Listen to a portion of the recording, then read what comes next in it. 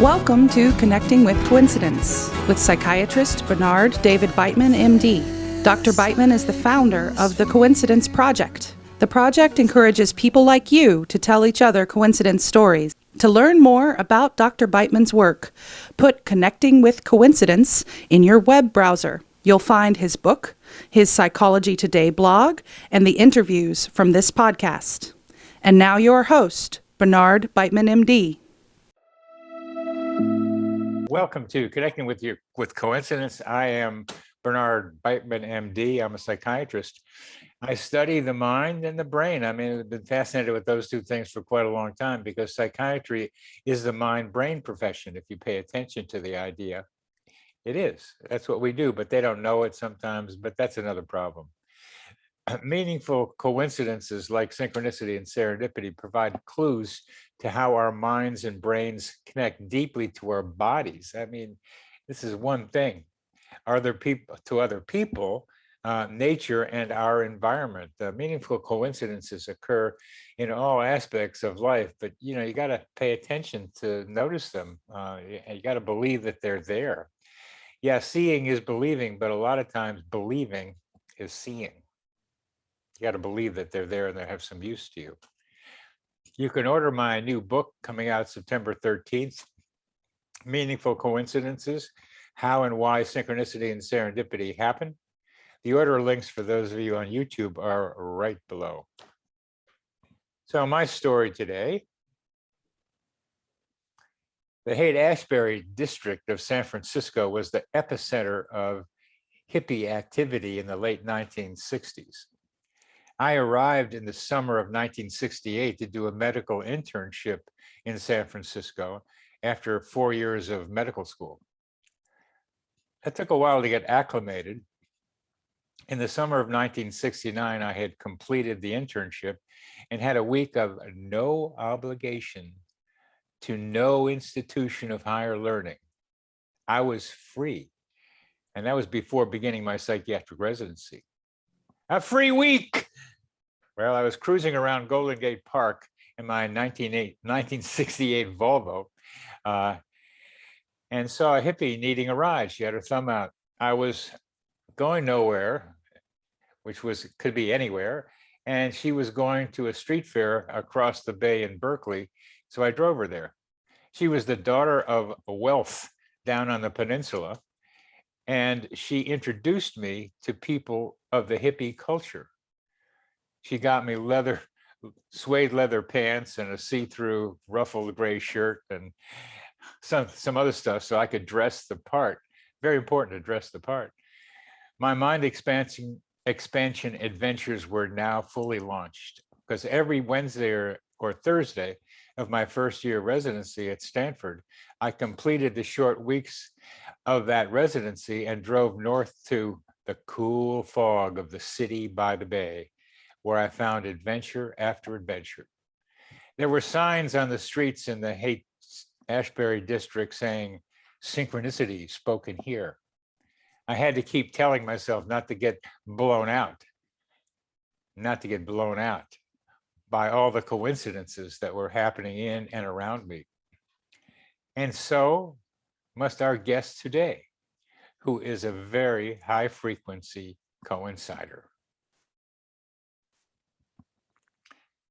Katrin Windsor is an international executive and teamwork coach, change agent, speaker, and facilitator with 20 years of experience helping leaders and teams perform their best. She coached teams to greater performance in 40 or more countries. Her clients range from founders to CEOs of publicly traded companies and their teams. As a speaker, she has given keynotes in 3 languages and delivers immersive workshops. Kat is an expert in facilitating experiences from very large groups to one-on-one personal coaching sessions. She's a native of Switzerland. She has lived in 5 countries, is fluent in 5 languages, and has currently agreed to serve on the board of the Coincidence Project. Kat, welcome to the show. Thank you, Bernie. I'm so glad to be here and talk about this very favorite topic of mine. Yes. Of course. Well, yours, let's start with that. It's been mine for a while too. But hey, Kat, how'd you get into this business, huh? What happened? What happened? Yeah, good question. So I have always had a lot of these things happen to me. And I found them kind of fascinating, interesting, and a little concerning because nobody else around me was really talking about these things happening to them. And so I had a session with a psychic, and the psychic is a spiritual psychic, and she said, oh, you're like, you need to write your spiritual story and because it will serve. And I was like, well, who wants to read my spiritual story? It's very personal. I don't think people are going to care. And then she also said, oh, you are a 33 in numerology, like a master soul. So I thought, well, maybe I should go into the desert to see if I have a vision about this. And so I went into the Moab desert to ride my mountain bike on the gorgeous slick rocks over there. And I came out and I really had this sense that, oh, I am just going to write 33 of my coincidence stories. And then I thought, well, that's kind of weird. I don't even know if I have 33 coincidence stories. So I came home, went to my kitchen island, and I took an index card, a stack of index cards, and I started jotting down all these things that have ever happened to me around coincidences and synchronicities. And at 46, I stopped. And so then I went and told a bunch of friends, hey, I'm going to commit to write 1 coincidence stories a day. I will send it to you. You're just my accountability buddies for 33 days. So, and I said, you don't even need to read them. I'm just using you as an accountability buddy. So I went to Panera's every morning at 6 o'clock and I wrote for 90 minutes, 1 story a day. And I would fire it off to my friends.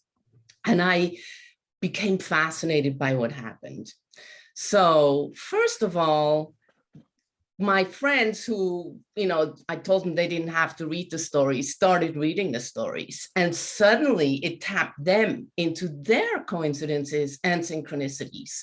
And when that happens, when you start paying attention, there's like such a spark of delight that happens. It's just like oh. And so the impact it also had on me of writing these stories is that oh my gosh, it was so profound. It was like, wow, there's so much more going on than we know. I may as well let go of control and just trust more, fall into trust, kind of leaning back, because I've been very much go, go, go, go, go, and doing the right things. And suddenly for me to just kind of lean back and allow things to flow, to come through, and to trust, that to me was a big shift. So then people said, well, you write such good stories, you need to write a book. So I started doing research on what's written out there. So I came across Bernie Beitman's book, Dr. Coincidence. And I'm reading your book, Bernie, and I'm like going, wow, that is so significant. Like, oh, and I'm normal. That was a huge thing too. It's like, I'm normal. There's nothing wrong with me. And I started reading also Sharon Hewitt-Rowlett's book. And she had also, like you guys have categorized all these different types of coincidences and synchronicities. And I'm like, wow, I've had every single one except near death, and I really don't want that one, but I've had every single one of these, and it's normal. And somewhere I read actually that someone who has a lot of coincidences, instead of it being like something bad or wrong with them, it's actually a sign that one is more open, and it's a positive sign. And that's really kind of how I do experience life, is I'm an optimist and I'm kind of a positive person. So, and open. So I get these all the time. So you get them all the time. Your life changed as a result of recognizing that you've been getting them all the time anyway. So as you look back on your life, tell us, maybe not the first one, but some of the more, a very prominent one that really impacted you. Well, I think the first one that I can remember is I was 17. I had just become an exchange student to come from Switzerland to the States. And I woke up at 2 a.m. and I was like, oh, I started crying. And I was like, my grandpa just died. And I just get up stunned and I go to where the telephone was, which was in the kitchen in that particular house. And I sit down next to the telephone and I wait. And a few minutes later, my mom calls and says, your grandpa just died. So I was like, well, that is a strange coincidence. Is it a coincidence? Is it premonition, right? What is it? I don't actually really know, but that's just one of those stories where I was like, whoa, how did that just happen? And I mean, what would you call that? Is that a coincidence, or what is that? A premonition? Well, I got started, not exactly started because it started earlier, but one of my more dramatic coincidences was choking uncontrollably in San Francisco when I was age 31, the day before my birthday. And then the next day, I find out that at the same time in San Francisco, 11 p.m., at 2 a.m. in Wilmington, Delaware, 3,000 miles away, my father was choking on his own blood and dying. So that got me into, well, does this happen to other people too, kind of question. And I gave a name to that called simulpathody, the feeling of the pain of a loved one at a distance, which is the original definition of telepathy, tele meaning distance and pathy meaning feeling. Telepathy became more cognitive after that. So I invented this term. And what you experienced was you experienced crying. You were crying. You felt something. You started to grieve. And you could grieve him at a distance. And whether we call it telepathy or simulpathody, you had the ability, because of your connection to him, to experience his death at a distance. And these are probably more common experiences than I had known even then. And I did the research with a questionnaire and asked people about this, and it happens to a lot of people sometimes, feeling the pain of a loved one at a distance. Some reporter, a journalist, independent, interviewed me and got an article in my alumni journal, so Swarthmore Alumni Journal, about me because he had something similar happen with him and his father. So this is a common experience, and we get to wonder about how it happens, but it shows us that we're connected at a distance with people that we're involved with. And that was the main idea about it, not to come up with an explanation, but to continue to try to describe it. And you have had other experiences like that, right? Yeah, lots of them. Yeah. And that's painful for you too, I'm imagining. Well, what's weird is that, I had it with my aunt and I had it with my grandmother. And so what started happening is that whenever I had a kind of a weird feeling like that, I would freak out. I mean, I was known to call my parents in the middle of the night, just saying, are you guys okay? Because I didn't quite know what's real and what's not. Exactly. And that's so important, Kat. That's so important. I'm pausing us right there is to help us understand how to sharpen our intuitive capacities, because this is information coming from, hey, I don't know where this is coming from, but it's coming up through me. So how do I discern? And discernment is key here. How do I discern the ones that are true readings of reality and ones that aren't? Have you been able to answer that question?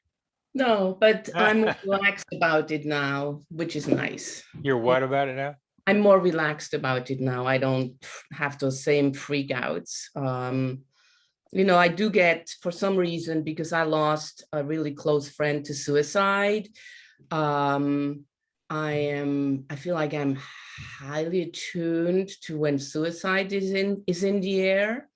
Like, I feel like I have a sixth sense almost around that for some reason.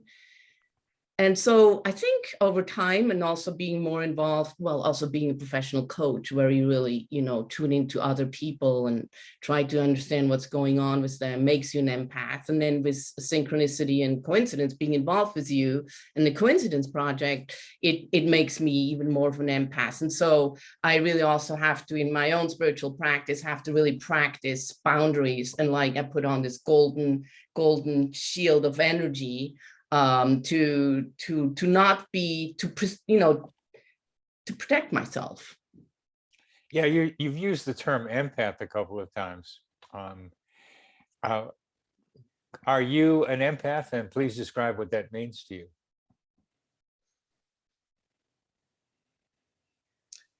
So interesting. Because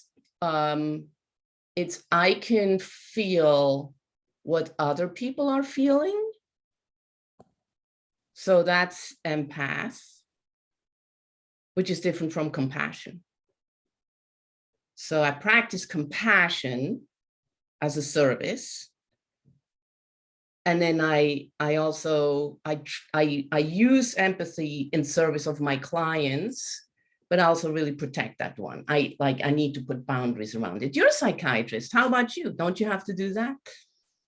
I love how people say, you're a psychiatrist, I must know something.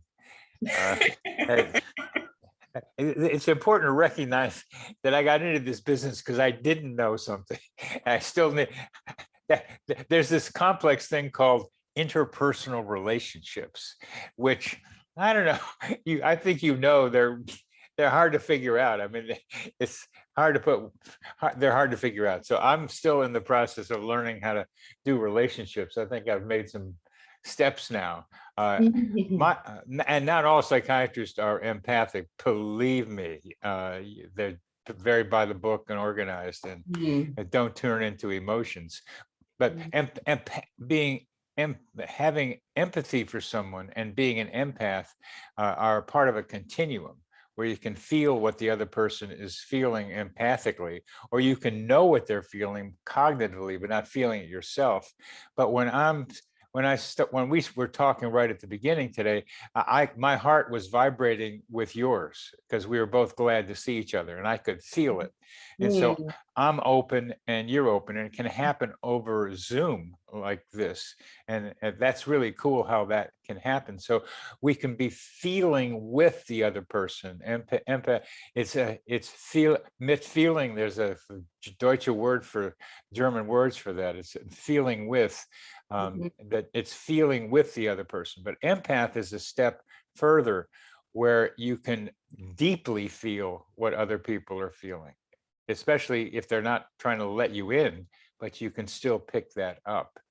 And I think you have that more, let's say, exaggerated capacity, and that you don't know that you've got it sometimes, but you still act on it. That's what I think. Yeah, no, it's interesting. I find coincidences and synchronicities so delightful, and they're so surprising. And every time they happen, it's like a spark of light. And so I have this huge passion around asking people about their coincidence stories, and for me to share coincidence stories, because when I share, other people tune into, first they go, oh, I don't think I have any coincidences, and suddenly they go, oh, I do have a coincidence. And when they start talking about it, they're just delighted. It's really has a lightening up effect, and I think we all need that. Yes, we do. And I don't know, not everybody that I tell my stories to says, I got a story to tell you back. Some of them say, well, yeah, maybe. But I don't know this. I'm more out here in the desert than where you are, where it seems to happen to you a lot. What is it about you telling people your coincidence stories that then seems to generate the other person telling you? It doesn't happen. It doesn't happen to me a lot of times, but it seems to happen to you a lot. Well, maybe it helps that I am an extreme extrovert. I mean, on the spectrum of like introvert to extrovert, you will find me at the very end. And so I am gregariously in love with people and fascinated by people. And so I know a lot of people all over the world. And so I had lunch just a couple of weeks ago when I was in Switzerland, and I saw, a friend hadn't seen for a long time, and we had lunch, and the conversation was kind of like, normal, joyful, but normal. And then I asked him, hey, do you have a coincidence story? And then he goes like this. And then he just like the whole energy just changed of the conversation. Like it literally moved up a notch. And he goes, yeah, actually, I was at the bottom of the Eiffel Tower waiting to buy a ticket to go up. And the guy standing next to me happened to be a best friend from college that I hadn't seen in a long time. So that was interesting. The following year, he said, and then the next year I was waiting at the bottom of the Empire State Building in New York, waiting for the elevator, and the guy who walked up next to me was the same guy. So for him, it was so delightful to tune back into that. And what does that mean? And maybe we can't even make meaning of it, but there is a delight. There is a energy that gets sparked. And we had a great lunch. I mean, that just notched up the whole lunch experience even more. It was awesome. That's pretty amazing, and what it tells me is what we're talking about with the coincidence project itself, is that the coincidences illuminate the invisible threads that connect and unite us. So it's not about how it happens exactly that I'm trying to do, because we're a distance from that, but we're describing that it happens, and it is describing, these stories describe the connections among and between people. Gosh, we're so much more interconnected than we're aware of. That's the yeah. Yeah. And this is to make us more aware of it. But you are a connector. I mean, you are a coincidence ambassador, really, of the type that we need more of. And somehow how you do that, you know a lot of people, but something makes you say to certain people, like this guy you had lunch with, hey, you got a coincidence story. Something intuitively says it's a time to be able to ask that. And you have been able to do it so that you get people with you to light up. It pushes up things. But let's talk about you. What kind of coincidences do you experience? What are some of the more prominent ones? Well, I mean, there's the ones where I bump into people in the weirdest of places. Like I was flying back from a business trip from Brazil, and I land in Washington, D.C. to try to transfer a plane. And as I'm waiting there to get off the plane and yawning, feeling like I'm looking completely disheveled because you don't sleep well on a plane, right? There's a guy yawning next to me, and he was one of my biggest clients. And, it's just like from Denver. I was just like, oh, Tom, hey. So, I'm in Zurich airport and I'm running to catch my flight, and the other way comes a former boyfriend of mine who lives in Rome. So we're like, oh, and we hadn't seen each other for a long time, and we could have just stayed there and had a really great conversation, but we just hugged each other and then moved on. Or they just have, those happen to me all the time. Like, it's weird. It's almost like we are magnets to each other. We like vibrate or oscillate on the same vibrational frequency. We're going shooting through space that way, or the universe, and we bump into each other because we're like vibrating or on the same frequency. And then there's people that we have not, like, we are so different in our vibrations that we never, you know, bump into.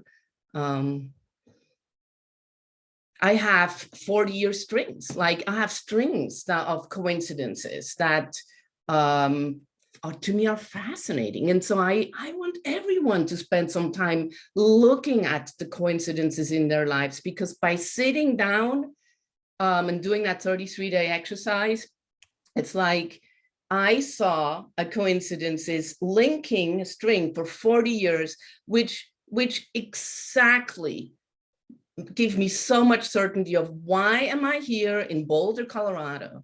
Like, it led me here across multiple countries over 40 years. So there's something so nice to have this certainty. I'm in the right place. I'm doing the right thing, you know, rather than doubting or what path should I take. It's like, I'm right here. Well, you can learn that in a lot of ways, but how do the coincidences help you learn that? What were the coincidences?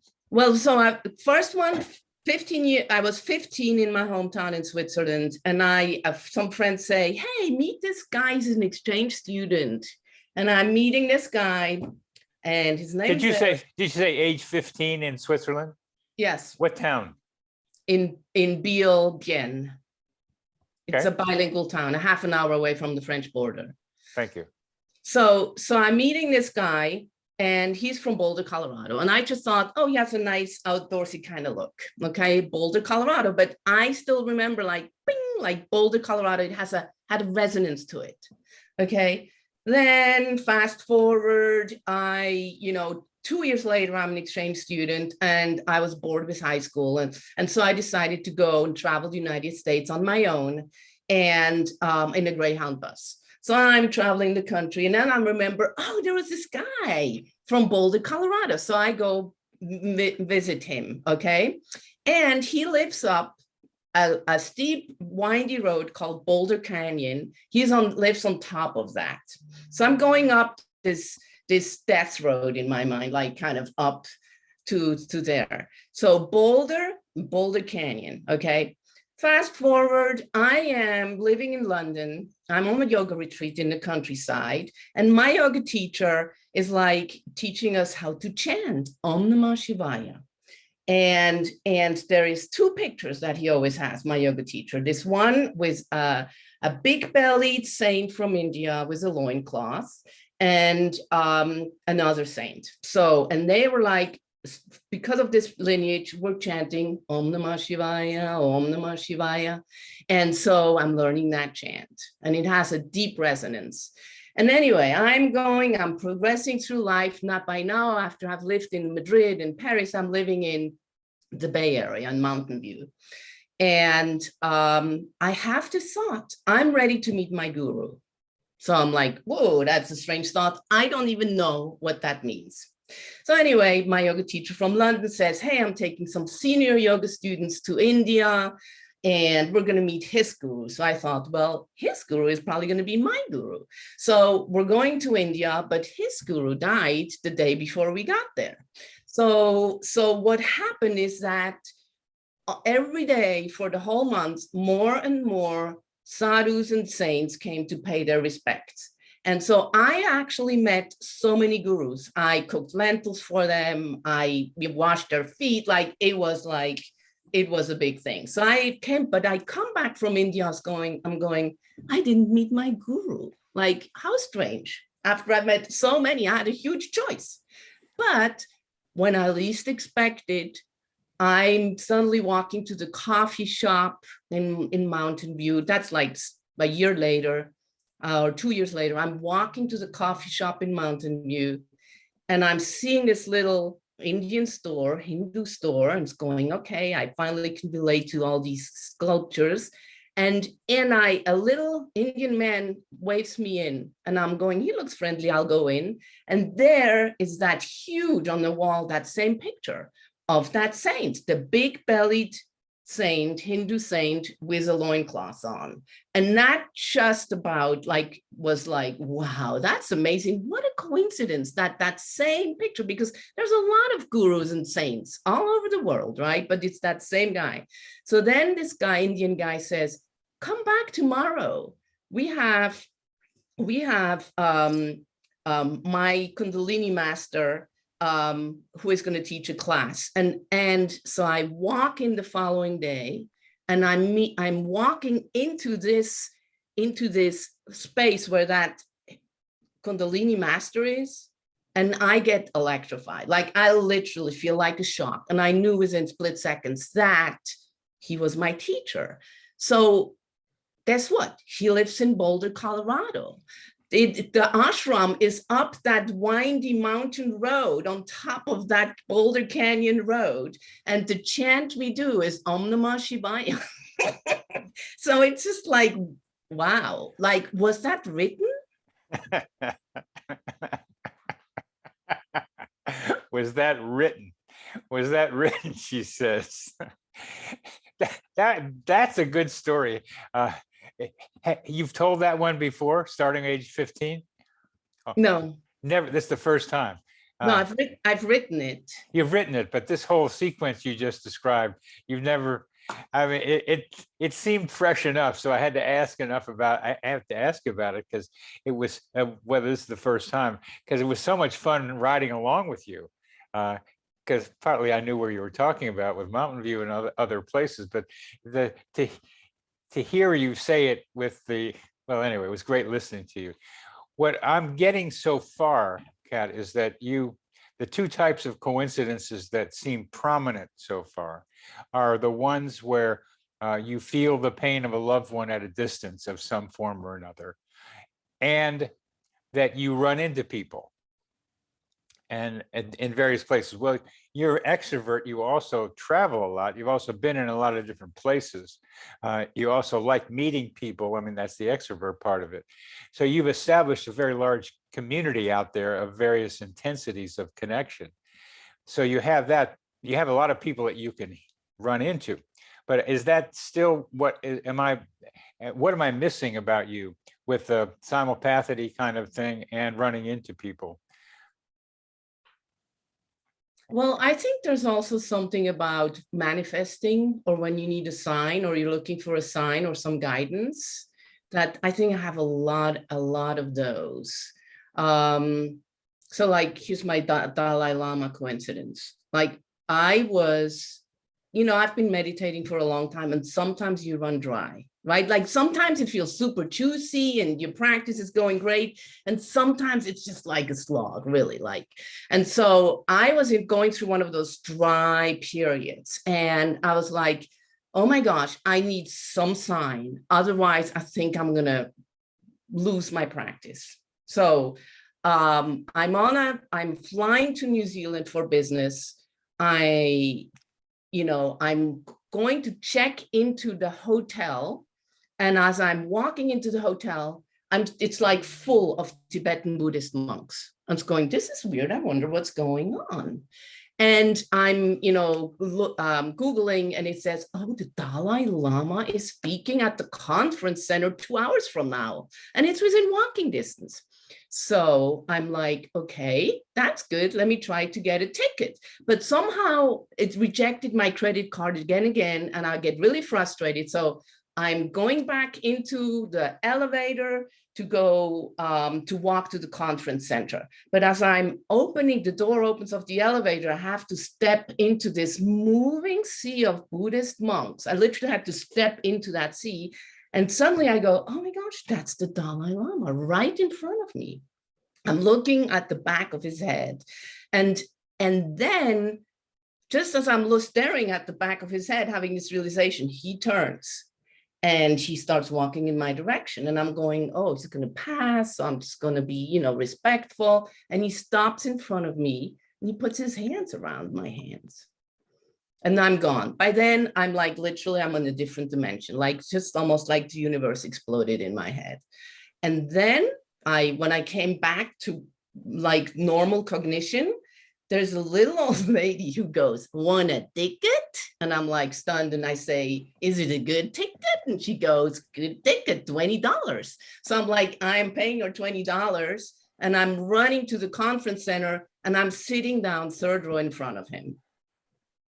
And I swear, he looked at me and he goes, and he felt like when he started talking.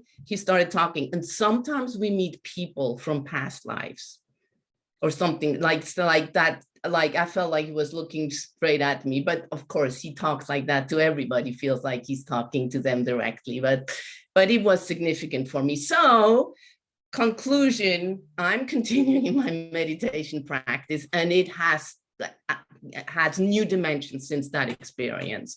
I'm on the right path. I know I've been a Tibetan Buddhist monk now in a past life. I know how I've died. Like, I have all these visions through my meditations. So it's very clear. So. What was it like for you to just tell that story, Kat? Reaffirming. Really, like, yeah, I am on the right path. Like I meet, like, saying everybody, it's like we get drawn out, our attention gets drawn out, and we get stressed about stuff. And we're in our heads and we're trying to figure things out. And it can be really stressful if we live in that state too much. And so it's nice to just, wait a minute, there's so much more going on. And what about if we trusted that we're on the right path? That things just are aligning themselves. As long as we point ourselves towards the light. What about that? Yeah, what about that? I mean, I think it's just a reminder to all of us to focus on the light. Again and again, wherever we are, whichever situation we are, where's the light? Where's the spark? Where's the energy? I can do where's the energy. What is where's the light? How do you answer that question?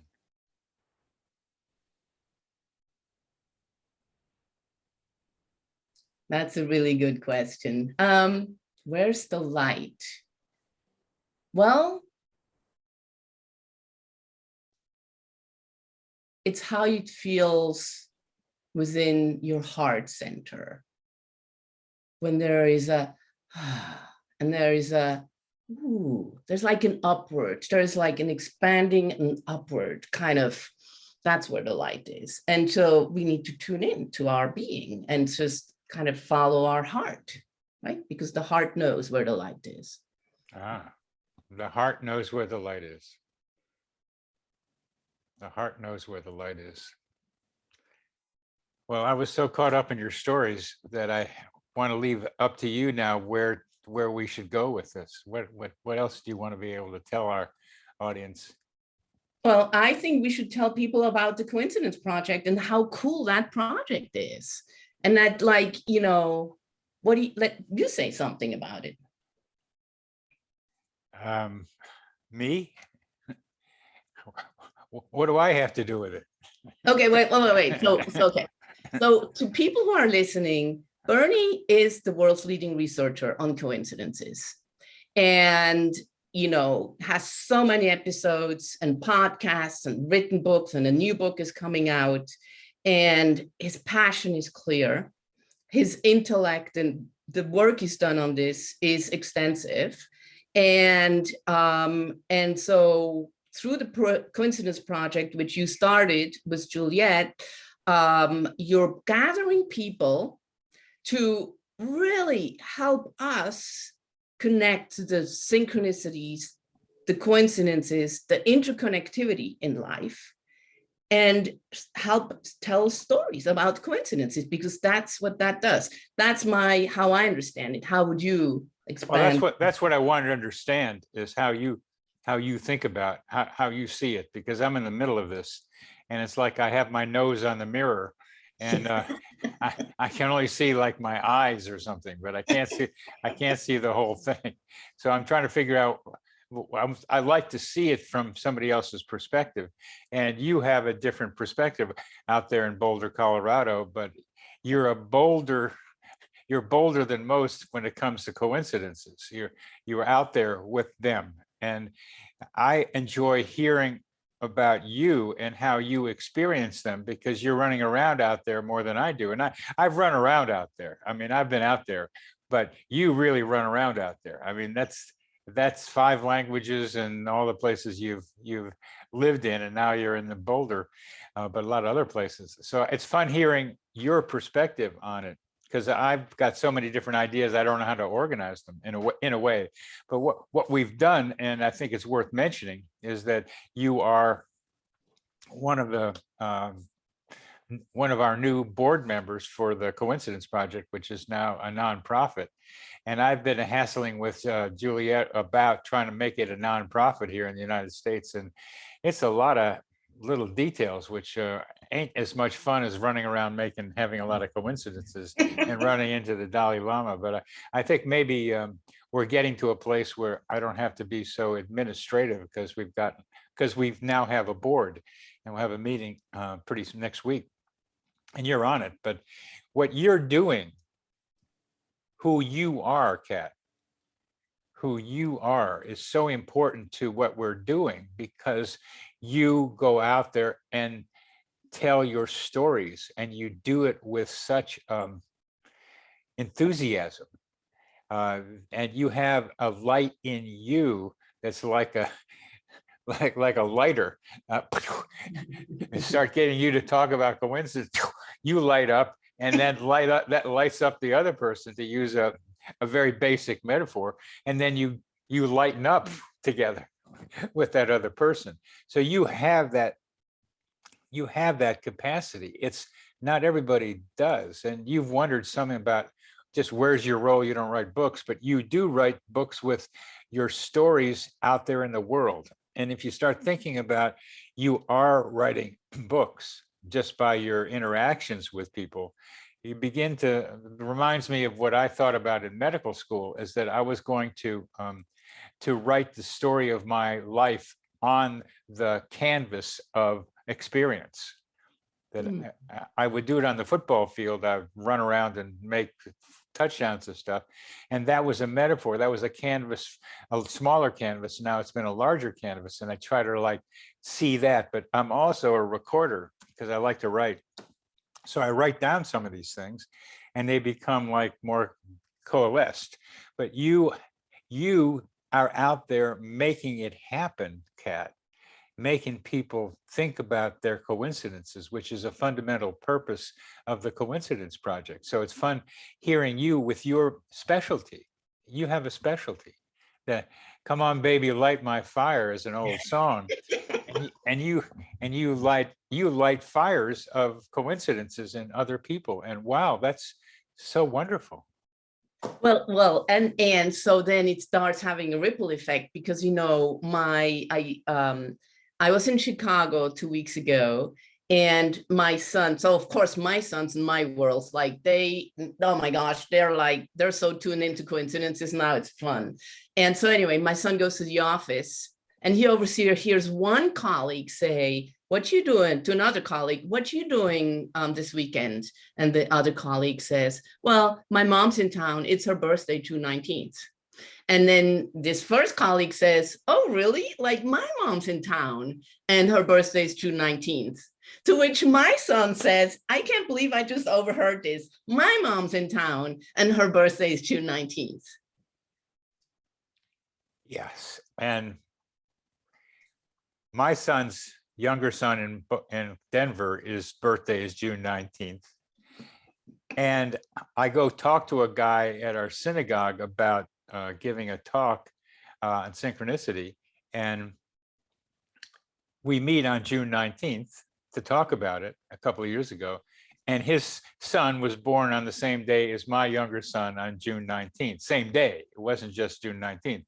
So this Juneteenth is an important idea in American history now. It's finally gotten awareness that it's an important day. And what we're talking about here by saying Juneteenth to each other right now, we're talking about more steps towards equalization of the races in this country, and not just the races, but also the genders, the sexual orientations, and also religions.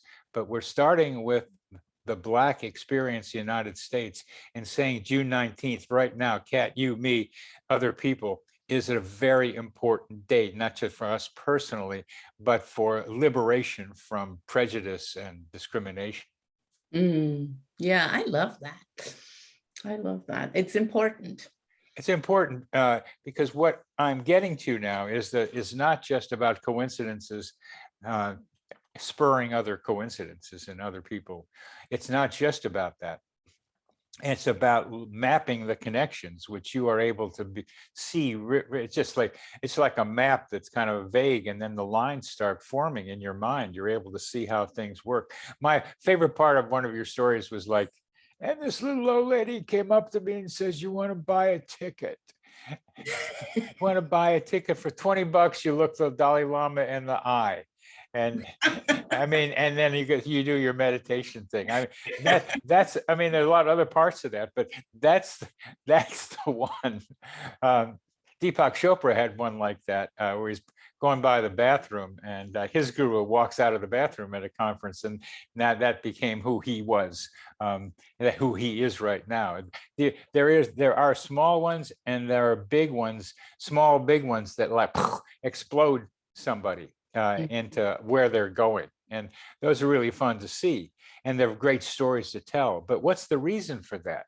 The Juneteenth idea that we just talked about is to recognize the cultural context of these coincidences, that we are all connected. And what is that? And how are we connected? And what does it mean that we're connected? And how do we relate to each other because we're connected?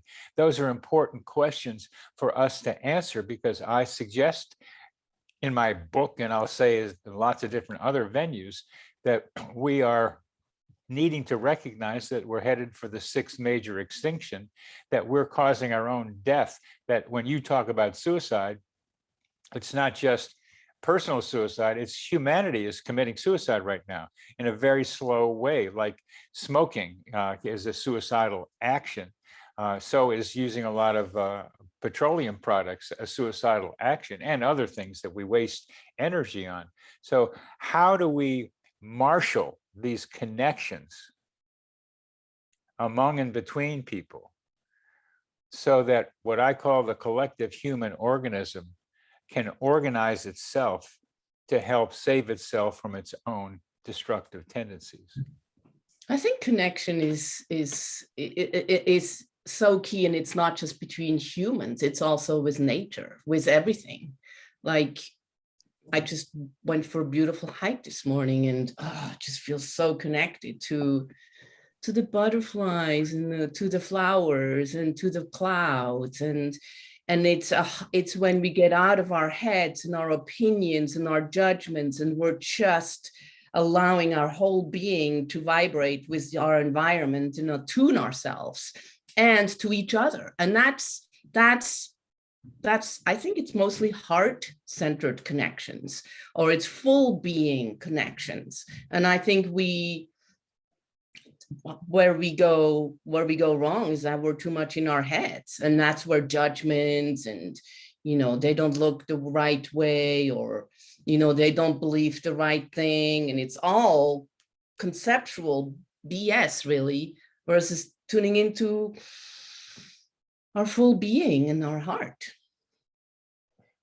It's such an honor and opportunity to be able to do what you just described, to have the freedom to feel what nature has going on with it, with the birds and the trees and the coconut leaves, all the things that are out there that I enjoy very much too. We have teeny little mountains here in Charlottesville compared to where you got, but I was up in the mountains the other day, and such a pleasure to be able to be in a mountain lake and swim out to an island in the middle of the lake. and to be able to feel the environment and to walk through this luscious green and feel the leaves kind of chlorophylling their thing with me is just, it's a wonderful opportunity that we have to do it. But there's a lot of people that don't have this opportunity, Kat. A lot of people can't do what we are able to do. What do we do about that? I mean, there's nature. If you only have a little balcony or windowsill, you can still plant a plant. I think you can still sink into your heart and feel your body and be whole. If you live in New York, I lived in Manhattan, there's Central Park. In London, you have Hyde Park, you know, and basically also get out into nature. It's a fast way to tune ourselves. I agree with that. I agree with that. It's a fast way of doing it. It's a fast way of doing it. Well, let's go back to the Coincidence Project a little bit, because I'd like to know where you see the Coincidence Project going. You're going to be part of helping direct it, and I haven't been able to ask anybody this question yet. So, because we're going to have to wonder about it, but where you personally think the Coincidence Project can go. We've got a vision and mission statement and all that, but what do you see? You're a corporate organizer. What do you Well, see? I think that by helping people tell coincidence stories, like share and start paying attention. So it's like to enable that. It's like raise the awareness of synchronicity and coincidences, I think. And I think storytelling is awesome. Bringing people together, having fun with the whole thing, and marvel and delight. Because that then, first of all, it raises the energy. It is super connecting. It makes people aware how completely interconnected everything is, that we are as humans, but with everything, right? I mean, we're even with the universe. Everything is like working in synchronicity. You know, we're just a tiny cell of the whole universe, multiverse. Anyway, so for people to feel the connection, and then, so I'm seeing coincidence salons, and I'm seeing, gosh, one could have so much fun in so many different ways with it. It's mostly seeing bringing people together and sharing, storytelling, marveling. Well, I mean, we do our coincidence cafe on Saturdays. I think maybe we should start having meetups in local towns. Maybe I'll organize one in Boulder. Actually, I'll just do that. I am going to organize a meetup on coincidences and synchronicities, and in Boulder. And I know one thing to be true: people are going to have a good time. They're going to walk away lit up. Juliet and I call that synchronicity soirees. Getting those together. Well, you can get a better name than that. You came up with serendipity, the Coincidence Cafe. Tea or synchronicity. Tea, yeah. Come to this Coincidence Cafe and have some serendipity. I use that line a lot from you. So what I'm learning about you from this, Kat, is just where your power and strength is for the Coincidence Project. It's, I can summarize it. Come on, baby, light my fire as a way of describing it. You can light the fires of people with your love of coincidences and your ability to tell the stories. You tell them so well and with such enthusiasm and such heart in them. So it's still that old idea that the medium is the message. Marshall McLuhan in the 60s was, but we learned it. You're the message as well as what you say. And what I'm seeing you doing, which is still pretty unique, not that you're the only one, because there are others that have to be doing this, but you bring a kind of enthusiasm and enjoyment, and you know it's there to be had because you're just a person who loves to have a good time. That's your problem. You just like you, I am too, but you really are good at it. So uh, you love to have a good time. So get people around, tell stories, and have a good time. And that's Katrin Windsor. So okay, good. We need that because I'm at the learning entertainment interface. I like to have a good time while learning, and that's what you're talking about doing. So when I think about the specialties of the people in the Coincidence Project on the board, I now have a clearer idea of what your specialty is. This gathering people together. I hope you do the coincidence. What are you going to call it? The gathering in Boulder. I don't know yet. All right, let's see what you come up with. But maybe when I'm there on a Monday, I can show up at one of these things and see what happens and see what you've gotten going. Because it might be fun to be able to try that out just to see what you've got. But you have a talent. We have one guy, David, who's like big on the trickster, and he brings that in. And trickster is a very important part of all this. Hey, how'd this happen? The trickster is activated. And we have another person who does, like Mary Kay Lennon, who does the I Ching. So we got people who have certain specialties.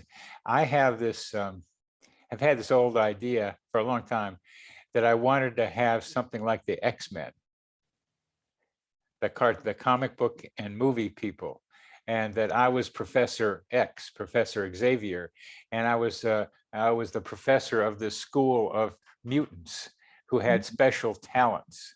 Yeah. And I just had this, I just liked the idea of that. And I was like 10, 15 years ago and trying to be able to think about that.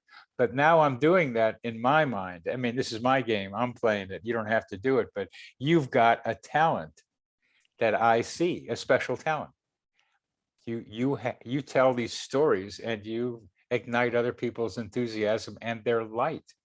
And that's wonderful. And that's a very important role in this this coincidence project we're doing. Part of my role is to help the members of the board develop their innate capacities regarding coincidences. And you know, like, yeah, so like maybe I'm Elastigirl or something, like, so you have different people with different skills, superpowers. Yes. And then we'll attract all these other people who want to be part of this, and they will so enjoy themselves. It's a cool journey, and it gives people hope. Like, it gives me hope. Yeah. Well, Elastic Girl, at least for now. I'll be curious to see what you come up with. Yeah, we'll see. Because it has to do with being able to tell stories and elicit them from other people in the way that you do. The connectedness things that you experience, the feeling of other people that you have, feeling for other people that you have. And your sequence stories, those are great. I mean, as you said in the middle of telling the story of how you got to the painting again of the big-bellied guru, was this written, you asked? Was this written? It's just too good a story. Looking back, it looks like somebody wrote the thing. So that's where you get this fake thing. It looks like but no, but no, and yes, it was written. It was written by Katrin Windsor. In the context that she had to deal with. You had the pen and the typewriter and the paper and the fingers, and you wrote this story, but you used what you had around you, going here and there to make it happen. That's my particular view of it, that we need to take more and more responsibility for how these things play out rather than attribute it only, but there is a mystery, only to something else outside of us. You made a lot of decisions that made all of that stuff happen. But how that $20 ticket showed up in your life, we can wonder about, and how she knew to do you. I mean, there's some parts of this that are really mysteries, so we don't know. But we've come to the end of our time together, and I'd like to end this with asking you to tell our audience a little something personal about Kat Windsor besides her birthday is June 19th? Oh my gosh, but I just said so many personal things. Yes, you did. You did. But you live in Boulder, Colorado. Yeah. And you just a little bit of what living in Boulder, Colorado is for you. Besides, you go out, but in the forest and stuff. And Yeah. you have some children. I have two sons, functional adult, young adult sons, who also now are tuned into their coincidences, including their girlfriends. And so Including their girlfriends. Oh, you're great. You're great. I think of myself as a coincidence fairy dust person spreading it around, but you have got more fairy dust going on. So the girlfriends now do it too. Oh. my husband of 28 years also is into them, and my friends. So well, what else? I love nature. My goal for this year is to hike 5 segments of the Colorado Trail, spend 10 nights sleeping under the stars in the wilderness, to 4 meditation intensive retreats up in the mountains at that ashram, looking at that big-bellied saint with his loincloth on. And I love to dance, ecstatic dancing, like free form, like all out, having a really great time. And you know, I have friends all over the world, so I do like to visit and be in touch with friends. I'm part of a global village. Yes, you are. Yes, you are. Yeah, this has been great that you've been on the show with me, because I really got to know you better than I had before, just to see who you are. But my most important question for you is, there's ecstatic dance in Boulder? Oh yeah, it's big. Isn't it big everywhere now? No, it isn't. Like Philadelphia doesn't have very much. Charlottesville has more, for example. It isn't everywhere. You got to look for it. But we got that around here, and it's kind of fading away for various reasons, and I hope it comes back. It's still going on. Mm-hmm. But at Boulder, I can imagine they're really jumping around a lot. Yeah. It's, you know, it's very therapeutic. It's very tension releasey. And it's super fun. So. And it's super fun. Well, I appreciate knowing how much you're into fun. I kind of knew it before, but I really see it. Hey, she likes to have fun. That one. She likes to have fun. And that's really important in all this coincidence business. Having fun, enjoying yourself, and especially enjoying yourself through coincidences is part of what we're doing with the Coincidence Project. And I finally have a title for my book. It's called Struck by Lightning, a collection of coincidence stories.